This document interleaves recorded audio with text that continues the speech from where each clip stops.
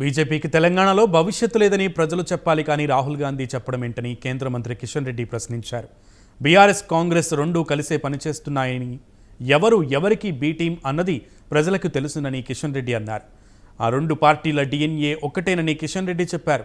ఖమ్మంలో జరిగిన కాంగ్రెస్ సభలో రాహుల్ గాంధీ స్పీచ్ను విన్న ప్రజలు నవ్వుకుంటున్నారని కిషన్ రెడ్డి అన్నారు. మేమెప్పుడు కూడా టీఆర్ఎస్తో కలిసి ఎన్నికల్లో పోటీ చేయలేదు, కాంగ్రెస్తో కలిసి ఎన్నికల్లో పోటీ చేయలేదు.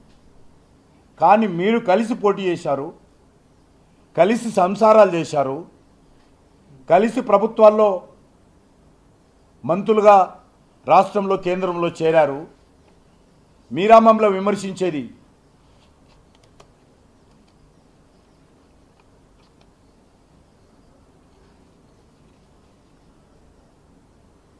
మాకు కాంగ్రెస్ ఎంత దూరమో బీఆర్ఎస్ కూడా అంతే దూరం.